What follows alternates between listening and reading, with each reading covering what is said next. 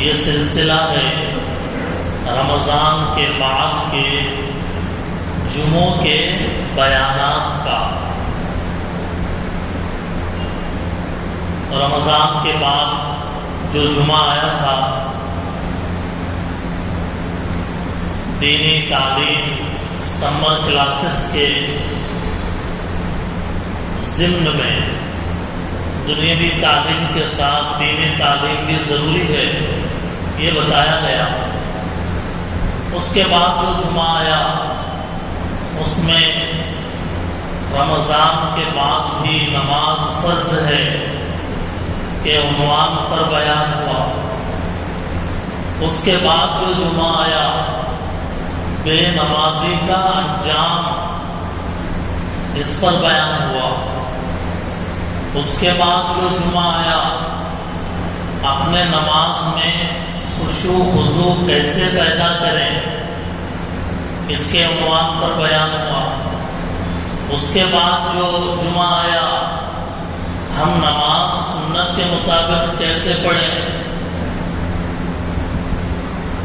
اور چونکہ یہ عنوان بڑا لمبا ہے، بڑا تفصیلی ہے، اس لیے تھوڑا تھوڑا کر کے اس عنوان کو سمیٹا جا رہا۔ آج اس کی چوتھی قسط ہے کہ ہم نماز سنت کے مطابق کیسے پڑھیں۔ بقرعید سے 2 جمعے پہلے چونکہ قربانی کے مسائل تھے، قربانی کے احکام تھے، فضائل تھے، اس لیے اس ٹاپک کو جو پہلے سے چل رہا تھا بریک کیا گیا، اور پھر بقرعید کے بعد گزشتہ جمعہ یونیفارم سول کوڈ پر وقت کی ضرورت تھی، حالات کا تقاضا تھا، سمجھانا تھا، لوگوں کو بتانا تھا کہ یونیفارم سول کوڈ شرعاً اور قانوناً دونوں خلاف ہے۔ گزشتہ جمعہ آپ حضرات نے اس عنوان پر بھی سنا۔ آج کے جمعے میں پھر سے ہم اپنے سابقہ موضوع کی طرف لوٹ رہے ہیں۔ بہت سارے لوگوں کے ذہنوں کے اندر یہ بات آتی ہے کہ کیا ضرورت ہے نماز کے بارے میں اتنے جمعے بولنے کی، کیا ضرورت ہے؟ تھوڑے سادہ مزاج، سطحی سوچ رکھنے والے، اوپر سے چیزوں کو دیکھنے والے، عام طور پہ ایسے لوگوں کے دماغ میں ایسے وسوسے آتے ہیں، لیکن جواب اس کا یہ ہے کہ اللہ اور اس کے رسول نے دین کی باتوں میں جس بات کو دین کا پلر بتایا، دین کا قائم رہنے کا ذریعہ، اگر وہ چیز ہے دین باقی ہے، اگر وہ چیز نہیں ہے دین باقی نہیں ہے۔ ایسی کون سی چیز ہے کہ جس کے بارے میں اللہ کے رسول نے فرمایا؟ ظاہر ہے جواب نماز ہے۔ الصلاۃ عماد الدین، نماز دین کا ستون ہے، نماز دین کا ستون، پلر ہے۔ اگر وہ قائم رہا دین قائم رہا، اگر وہ چھوٹ گیا، وہ ہٹ گیا تو دین کی عمارت بھی ختم ہو گئی۔ اللہ کے رسول نے نماز کو اپنی آنکھوں کی ٹھنڈک پر بتائی کہ جعلت قرۃ عینی فی الصلاۃ، میری آنکھوں کی ٹھنڈک نماز میں رکھی گئی ہے۔ کیا وجہ ہے؟ اللہ دین کا ستون بتا رہے ہیں، اللہ کے نبی میری آنکھوں کی ٹھنڈک بتا رہے ہیں، اور پھر قیامت کے میدان میں سب سے پہلے جو حساب ہوگا نماز کا، فارسی شاعر نے کہا روز محشر کے جاں گداز بود اولین پرسش نماز بود. قیامت کے دن حشر کے میدان میں جب جان میں ہلکان مچے گا اور حشر کی سختی میں انسان مبتلا ہوگا تو اس وقت میں انسان کو سب سے پہلے یہ پوچھا جائے گا کہ نمازی تھے یا نہیں تھے، نماز پڑھتے تھے یا نہیں پڑھتے تھے. ایک بات، اس لیے نماز کی اہمیت ہے، نماز کی بہت زیادہ اہمیت ہے. اچھا، ایک بات یہ حدیث کے اندر کہی گئی، یہ سب جواب دے رہا ہوں ان کے سوال کا جو یہ کہتے ہیں کہ بھی کیا ضرورت ہے نماز کے ٹاپک کو اتنا لمبا کھینچنے کی، کیا ضرورت ہے، اس کا جواب دے رہا ہوں. جواب یہ ہے کہ رسول اللہ صلی اللہ علیہ وسلم نے فرمایا کہ جو دنیا میں نماز کا پابند ہوگا قیامت کے دن نبیوں کی صف میں کھڑا کیا جائے گا. نبیوں کی صف میں ہم اور آپ، جن کی نماز اگر درست ہو جائے، جن کی نماز اگر صحیح ہو جائے، اور نماز صرف نماز نہ رہے کہ اٹھنے بیٹھنے کے کچھ اعمال، ایسا نہ ہو، بلکہ حقیقت نماز کی حاصل ہو جائے، تو پھر ایسی صورت میں ہمارا قیامت کے میدان میں ہمارا ٹھہرنا نبیوں کے ساتھ ہوگا. اب قسمت والے ہیں یا نہیں ہیں آپ بتائیے. بڑے اسٹیج کے اوپر کسی ایم ایل اے کے بازو میں، کسی ایم پی کے بازو میں کھڑے ہو کر فوٹو کھچا کر آدمی سمجھتا ہے ارے واہ میری فوٹو آ گئی ان کے ساتھ. یہ تو دنیا کے حساب، دنیا کے معاملہ، وہاں کے جہاں سارے انسان ہوں گے، پوری انسانیت، نبی، اولیاء، اقطاب، ابدال ہوں گے. ہمیں اگر لے جا کر فرشتے نبیوں کے صف میں کھڑا کر کے کہیں یہ نمازی بندہ ہے، سبحان اللہ، کیا کہنے. اس لیے میرے بھائیوں، یہ ٹاپک کو جنہوں نے اہم سمجھا، اہمیت دی، کتابیں لکھنے والوں نے موٹی موٹی کتابیں، اتنی موٹی کتابیں صرف نماز کے اوپر لکھی ہے. اگر آپ پڑھنے کا شوق رکھتے ہیں، ذوق رکھتے ہیں، پڑھیے. محبوب العلماء، وقت کے ولی حضرت مولانا پیر ذوالفقار احمد صاحب نقشبندی دامت برکاتہم کی کتاب نماز کے اسرار و رموز، اتنی موٹی کتاب حضرت نے لکھی ہے. اس کو اگر بیان کیا جائے گا تو پورا سال ہی نکل جائے گا جمعوں کے لیے.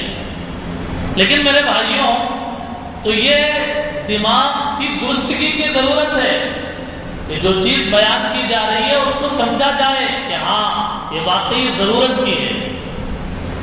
اس لیے لوگ نماز پڑھتے ہیں، نماز کو آتے ہیں، ان کو کیسا کھڑے ہونا ہے سب میں نہیں معلوم. سب میں کیسے کھڑے ہونا، ان کی ایڑی کہاں رہنا، ان کے پیر کہاں رہنا، ان کی نظر کہاں رہنا، ان کے ہاتھ کہاں رہنا، اور دو آدمیوں کے درمیان ذرے جگہ بھی باقی نہیں رہنا، بلکہ مل کے کھڑے ہونا چاہیے. روزانہ آنے والے نمازی بھی اور جمعہ ٹو جمعہ آنے والے نمازیوں میں بھی یہ نہیں معلوم ہے کہ مسجد میں داخل ہونے کے آداب کیا ہے، مسجد میں آنے کے آداب کیا ہے، کون سا پیر رکھنا چاہیے، کس کے گھر میں ہم آ رہے ہیں. کسی میٹنگ ہال میں نہیں آ رہے ہم، یہ اللہ کا گھر ہے. یہ کسی پروگرام ہال میں، کسی ایسی جگہ کہ جہاں شور شرابہ ہو، لوگ بلند بلند آواز سے اپنی اپنی باتیں بولتے رہیں، اپنی اپنی بات کہتے رہیں، ایسی جگہ نہیں آ رہے ہیں. ایسی جگہ آ رہے ہیں کہ جہاں انسان کی آواز ڈائریکٹلی اللہ سنتے ہیں. ہم انسان کی بات انسان کو سنانے مسجد میں نہیں آ رہے، بلکہ اللہ کی بات انسانوں کو بتانے کے لیے اور اپنا دل کھول کر اللہ کے سامنے رکھنے کے لیے ہم آ رہے ہیں. اس لیے مسجد کے اندر لوگ بلند آواز سے بات کرتے ہیں، مسجد کے ادب کے خلاف ہے. مسجد میں لوگ موبائل چلاتے ہیں، وہ اگرچہ بیانات ہوں یا کوئی اور نعت ہوں، لیکن درمیان میں آج کل یہ نام چاہت کی بلا، ایڈورٹائزنگ کی بیان چل رہا ہے، درمیان میں ایک ایڈ شروع ہو گیا مسجد میں. اس لیے مسجد کے آداب کو جاننا بھی ضروری ہے. اب مسجد میں آئے سب سے پہلے کیا کرنا ہے؟ سب سے پہلے 2 رکعت تحیۃ المسجد کی پڑھنا ہے، صف کے اندر آ کر بیٹھ کر ذکر کرنا ہے، تلاوت کرنا ہے، دنیا کی باتیں نہیں کرنا ہے. کچھ لوگ، یہ مسجد چونکہ وسیع ہے، وہاں دروازے کے اوپر بھی اگر کوئی کھڑے ہو کر 2 آدمی تھوڑی بلند آواز سے بات کریں، پورے مسجد میں آواز گونجتی ہے. نماز ہو گئی، نماز کے فوراً جا رہے ہیں اور جاتے جاتے 2 آدمی مل گئے، وہاں گپ شپ شروع ہو گیا. یہاں نمازی سنت پڑھ رہے ہیں اور سنت پڑھتے ہوئے وہی آوازیں گشت کر رہی ہیں، وہی آوازیں گھوم رہی ہیں. اور کچھ اونچا سننے والے اگر ہیں، کچھ لوگوں کو جلدی سنائی نہیں دیتا نا، تو ان سے اگر بات کرنا ہے تو اب کیا کہہ رہے ہیں، اب کیا کہا جائے آگے. یہاں نمازیں اور وہاں ان کا بیان. جی اونچا سننے والے، زور سے بات کرنے کی مسجد میں جو بیماری ہے، مسجد کی بہت بڑی بے ادبی ہے. مسجد کے اندر سیٹی بجانا، مسجد کے اندر زور سے آواز لگانا، یہ مسجد کے بالکل آداب کے خلاف ہے. لوگ نہیں جانتے یا جانتے ہیں، اہمیت نہیں دیتے، اہمیت نہیں دیتے، جان کر اہمیت نہیں دیتے. تو اس لیے میرے بھائیوں یہ سب بتانا پڑتا ہے، تاکہ یہ بتانا کسی کو نشانہ بنانے کے لیے نہیں، بلکہ یہ بتانا اس لیے کہ ہم سب اللہ کے بندے مل کر اللہ کے گھر کا احترام کر سکیں. ہم سب اللہ کے بندے مل کر اللہ کے گھر کا احترام کر سکیں، ادب کر سکیں، اللہ کو راضی کر سکیں. اس لیے یہ بتایا جاتا ہے. یہ بات تو اب آ گئی سو آ گئی، ورنہ اصل جو بات ہم بتانے جا رہے تھے کہ لوگ نماز پڑھنے آتے کیسے کھڑے ہونا ہے، سنت طریقہ کیا ہے، وہ بتایا گیا. ہاتھ کہاں تک اٹھانا ہے بتایا گیا، نظر کہاں رہنا ہے بتایا گیا. اللہ اکبر بولنا ضروری ہے. امام صاحب بول دیے اللہ اکبر، پیچھے ہم نہیں بولے اللہ اکبر، نماز شروع نہیں ہوگی، نماز شروع نہیں ہوگی. گاڑی سٹارٹ کرنے کے لیے چابی گھمانا ضروری ہے. چابی نہیں رکھا، گاڑی میں بیٹھ گئے، بولے سٹارٹ ہو سٹارٹ ہو سٹارٹ ہو، تو ہو جاتی گاڑی. چابی گھمانا پڑے گا نا. ایسے ہی نماز میں کھڑے ہونے کے بعد زبان سے اللہ اکبر بولنا ضروری ہے. کچھ لوگ جلدی جلدی میں آتے، وضو کر کے نماز چھوٹ جا رہی، رکعت نکل جا رہی، آتے آتے آستین بھی ایسے وضو کر کے ایسے ایسے جھٹک لیتے آتے، اور آگے دھڑ سے زبان پہ ذکر بھی نہیں اللہ اکبر، اور رکوع میں چلے گئے. نماز شروع کہاں ہوئی؟ آپ اطمینان سے کھڑے ہو، اللہ اکبر کہیں، پھر اس کے بعد رکوع میں جائیں. رکعت کی اتنی فکر ہے وقت پر یا وقت سے پہلے آنا چاہیے، لیکن اگر تاخیر ہوئی ہے تو یہ اللہ اکبر کہہ کر اطمینان سے، اسی لیے نماز شروع ہو جائے، رکعت نکلنے لگے منع کیا گیا کہ دوڑ کر مت جاؤ، وضو خانے سے دوڑتے ہوئے آ رہے ہیں نماز میں شامل ہونے کے لیے، رکعت مل جائے، دوڑنے سے منع کیا گیا کہ دوڑ کر نماز میں شامل مت ہو۔ کیوں؟ اس لیے کہ جب دوڑیں گے سانس ابھرے گی، دوڑیں گے سانس آئے گی، اور نماز میں کھڑے ہو کے وہ سانس کو صحیح کرنا پڑے گا پہلے۔ حالانکہ نماز میں کھڑے ہونے کے بعد ذکر کرنا چاہیے تھا، اب سانس درست ہو رہی ہے، اس لیے منع کیا جاتا ہے۔ ہاتھ کہاں تک اٹھانا، کہاں باندھنا، ابو داؤد شریف کی روایتیں اور مصنف ابن ابی شیبہ کی روایتیں بتائی گئی کہ کس طریقے سے تین اپنے دائیں ہاتھ کو بائیں ہاتھ پر رکھ کر باندھا جائے کلائی پر، اور اس کے بعد ناف پر اس کو رکھا جائے، احادیث کی روشنی میں بتایا گیا۔ اور پھر اس کے بعد میں امام کے پیچھے اگر نماز پڑھ رہے ہیں، ثنا پڑھ کے خاموش ہو جائیں گے، امام صاحب قرأت کریں گے، امام کا پڑھنا ہماری طرف سے کافی ہو جائے گا۔ حدیث ہے من کان لہ امام فقراءۃ الامام قراءۃ لہ، جس کا امام ہے امام کا پڑھنا مقتدی کا پڑھنا شمار ہوگا۔ اب سورہ اکیلے نماز پڑھ رہے ہیں، مکمل قرأت کریں گے، سورہ فاتحہ پہلے پڑھیں گے اور اس کے بعد کوئی سورت ملائیں گے۔ دیکھیے عام طور پہ لوگ جب اپنی اپنی انفرادی نماز پڑھتے ہیں، نفل نماز پڑھ رہے ہیں، سنت نماز پڑھ رہے ہیں، سورہ فاتحہ پڑھنے کے بعد سورتوں ضم سورت کے پڑھنے میں دو چیزوں کا خیال رکھنا چاہیے۔ کتنی چیزوں کا؟ دو چیزوں کا۔ نمبر ایک کہ سورتوں کے پڑھنے میں پہلی رکعت لمبی ہو، یعنی بڑی سورت پہلی رکعت میں پڑھے اور دوسری رکعت میں چھوٹی سورت پڑھے۔ بات سمجھ میں آ رہی ہے؟ اس کو سمجھنے کے لیے یوں سمجھیے کہ سب سے پہلی رکعت میں اگر ارأیت الذی یکذب بالدین پڑھ رہے ہیں تو بڑی سورت ہے نا۔ دوسری رکعت میں انا اعطیناک الکوثر چھوٹی سورت ہے۔ تو پہلی رکعت میں بڑی سورت پڑھے اور دوسری رکعت میں اس سے ذرا چھوٹی سورت پڑھیں، یہ سورت پڑھنے کی ترتیب ہے۔ ایسا نہیں کرنا چاہیے وہ پہلی رکعت میں انا اعطیناک الکوثر پڑھ لیے پہلی رکعت میں، اور دوسری رکعت میں قل یا ایھا الکافرون پڑھ رہے ہیں۔ قل یا ایھا الکافرون چھوٹی ہے بڑی ہے انا اعطیناک کے مقابلے میں؟ بولیے بڑی ہے۔ تو سورت کے پڑھنے میں ترتیب یہ ہونی چاہیے۔ دوسری قابل لحاظ بات سورتوں کے پڑھنے میں یہ ہے کہ جب ایک سورت پڑھ لیں اس کے بعد والی سورت پڑھیں، پیچھے والی سورت نہ پڑھیں۔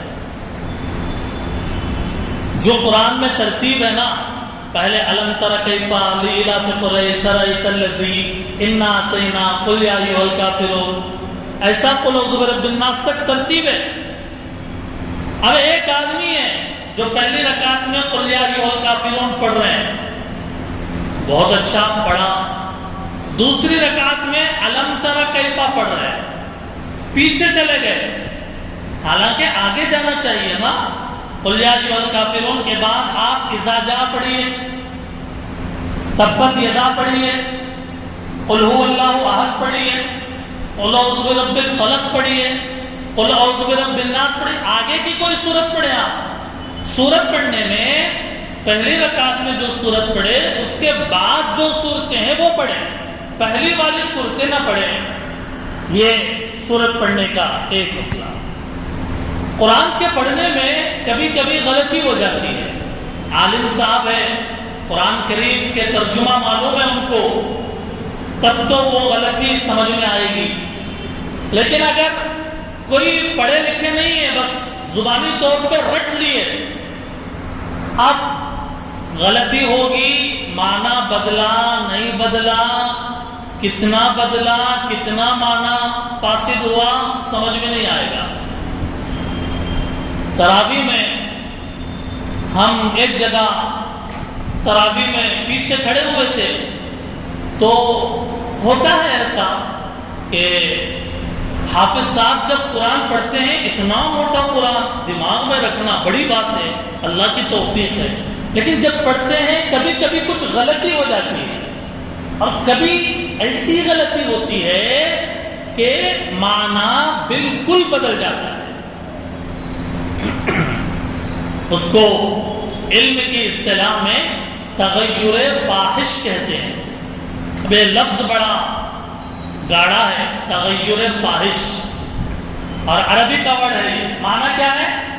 معنی میں کھلی غلطی۔ اللہ ایک ہے، لیکن آیت میں ایسی غلطی ہوئی کہ جس سے اللہ ہے ہی نہیں کا معنی آ گیا، یا اللہ ایک نہیں دو ہیں کا معنی آ گیا، نماز ٹوٹ جائے گی۔ نماز اس سے کیا ہو جائے گی؟ ٹوٹ جائے گی۔ زبر زیر پیش کی غلطی اگر نماز میں ہوتی ہے تو کبھی کبھی ایسا ہوتا ہے کہ نماز ٹوٹ جاتی ہے، معنی بالکل بگڑ جانے کی وجہ سے۔ مثال کے طور پہ اصل بات کیا ہے؟ ایمان والوں کے لیے اللہ نے جنت بنایا، یہی ہے نا؟ کافروں کے لیے اللہ نے جہنم۔ کبھی کبھی چھوٹے زبر زیر پیش یا ایک ورڈ، ایک لفظ کے چھوڑ دینے کی وجہ سے معنی یہ ہو جاتے ہیں کہ اللہ نے ایمان والوں کے لیے جہنم بنایا، معنی یہ ہو جاتے ہیں اللہ نے کافروں کے لیے جنت بنایا، معنی بگڑ گئے بالکل، نماز ٹوٹ گئی، نماز ختم ہو گئی۔ کیوں؟ غلطی کی وجہ سے۔ غلطی اگر معنی جانتا ہے تب پتہ چلے گی، اگر نہیں جانتا ہے پتہ نہیں چلے گی، ختم۔ نماز صاحب پڑھ کے چلے گئے، نماز میں اتنی بڑی غلطی ہو گئی اور وہ سمجھ رہے ہیں کہ میں نماز پڑھا، حالانکہ نماز ٹوٹ گئی تھی۔ اس لیے میں نے اس سے پہلے بھی کہا اور پھر اب کہتا ہوں کہ اپنی صورتیں جو ہم کو یاد ہے، جتنے لوگ بیٹھے ہوئے ہیں ہمارے مصلی ہیں، کہ اپنی صورتوں کی تجوید صحیح کریں، اپنے صورتوں کی تجوید غلطیاں درست کر لیں۔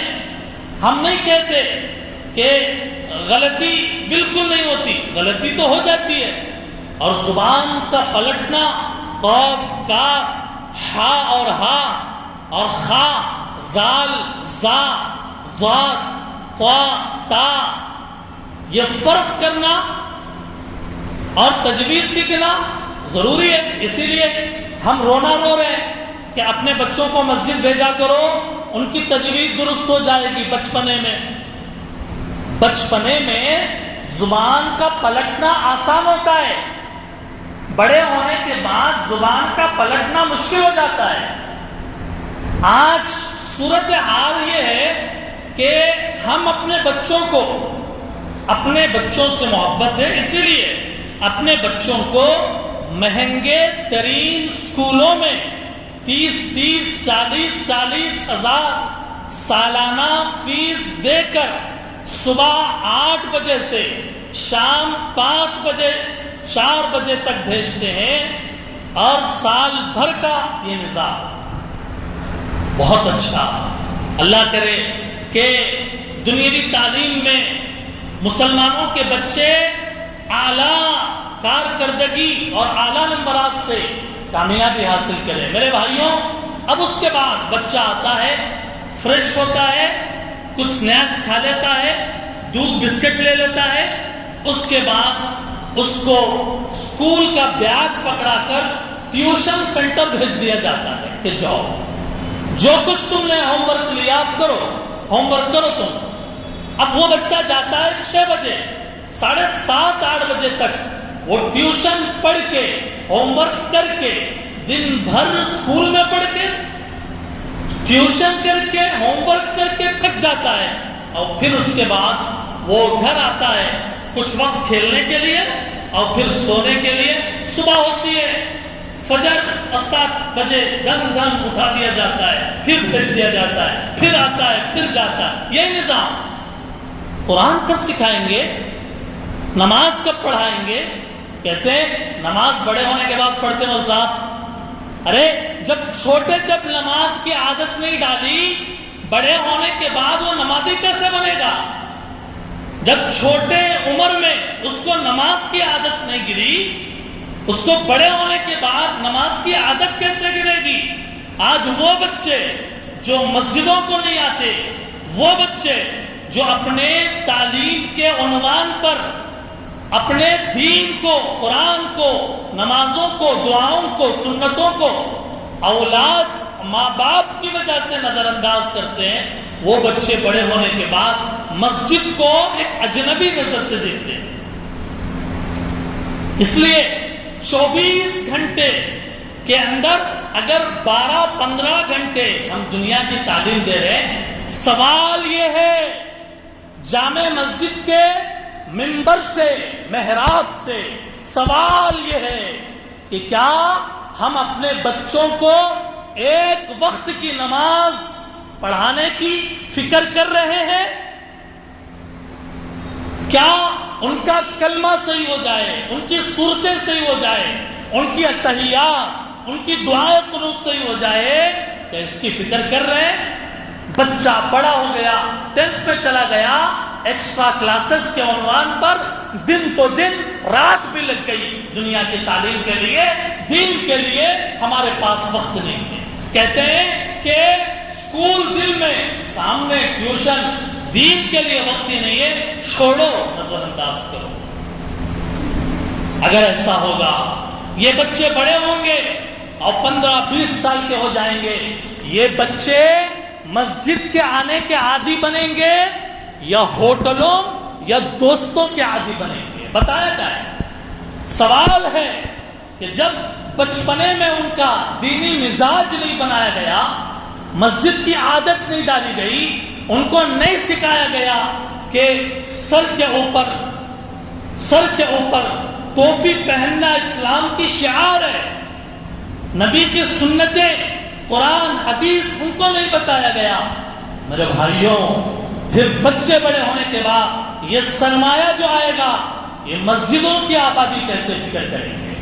اس لیے سب والدین سے، امت مسلمہ کے، ان کے والدین کے جو بالکل ابھی جن کے بچے چھوٹے، ان کے کہ جن کے بچے ڈگری انٹر پڑھ رہے ہیں، 10th پڑھ رہے ہیں، اور جوانی کی عمر میں انہوں نے اس کی دہلیز میں قدم رکھا ہے، اپنے بچوں کو اسلام سکھائیں.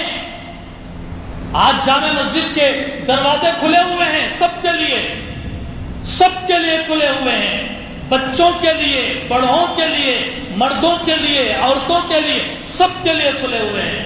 لیکن ہے کوئی پڑھنے والا؟ ہے کوئی شوق رکھنے والا؟ ہے کوئی کہ جس کے دل میں مصطفیٰ صلی اللہ علیہ وسلم کا درد جاگتا ہو؟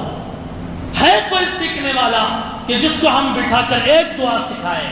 کوئی ہے جو آنے والا آ کر کہیں کہ مفتی صاحب میری دعائیں قنوت سنیے، میری دعائیں قنوت کیسی ہے ذرا سنیے، درود شریف سنیے، کہ میں درود شریف سنانا چاہتا ہوں آپ کو، میری سورہ فاتحہ سنیے، میری علم ترا سنیے، مجھے 10 سورتیں یاد ہے، زیادہ یاد نہیں ہے، 104 سورتیں مجھے یاد نہیں ہیں، صرف 10 سورتیں یاد ہے، آپ سنیے، میری غلطی بتائیے. میں لوگوں میں بیٹھ کر 10 لوگوں میں سنانے سے شرماتا ہوں. آپ تنہائی میں تھوڑا وقت دیجئے، میں بیٹھ کر آپ کو اپنا قرآن، اپنا کلمہ، اپنی قلوب، اپنی اتحیات سنانا چاہتا ہوں. میرے بھائیوں، آج یہ احساس پیدا کرنے کی ضرورت ہے. آج اس وقت میں دین کے تعلیم سے جتنا اس کو نظر انداز کیا جا رہا، اس کے بڑے بھیانک نتائج سامنے آنے والے ہیں. اس لیے ہمیں ضرورت ہے اس بات کی کہ ہم نماز سیکھیں. دیکھیے، کچھ مضامین وہ ہوتے ہیں کہ جس کو انسان پہلے سے پریپیئر ہو کر آتا ہے. آج اس مضمون کے اندر میں نے ایک پیپر آپ کو نہیں پڑھ کے سنایا، ایک پیپر نہیں بتایا.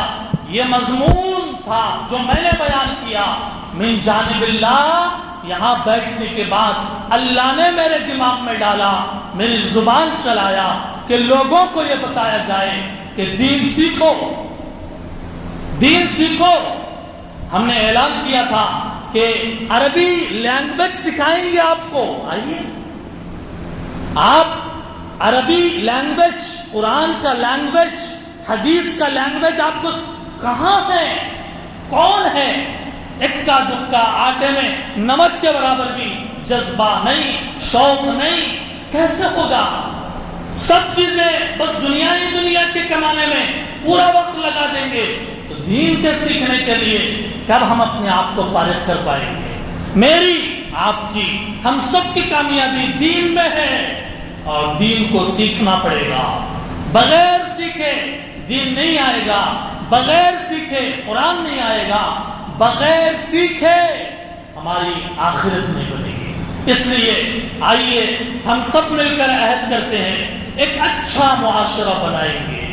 ہم سب مل کر عہد کرتے ہیں، ہم دین کے مجلسیں، دین کے سیکھنے کے بیٹھکیں لگا کر ہم قرآن، حدیث، سنتیں سیکھیں گے.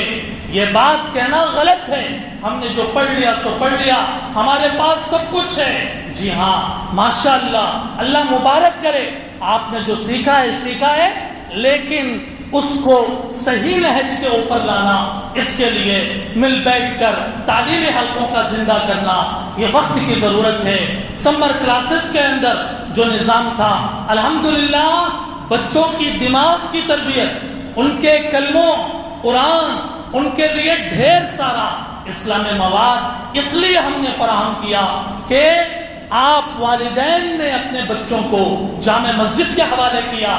2-4 گھنٹے کے لیے ہم سے جو ہو سکتا تھا ہم نے خدمت کیا. آج پھر کہتے ہیں آپ کی خدمت کے لیے، آپ کی خدمت کے لیے، آپ کے پیر دبا کر آپ کو دین سکھانے کے لیے ہم حاضر ہیں. آئیے ہم سب مل کر اسلام کو اونچی اڑان عطا کریں کہ پرواز کی بلندی کے ساتھ یہ اسلام اونچی پرواز کے ساتھ اونچی اڑان اڑتا رہے. دعا فرمائیں اللہ ہم سب کو سمجھنے کی اور عمل کرنے کی توفیق عطا فرمائیں. وآخر دعوانا ان الحمدللہ رب العالمین.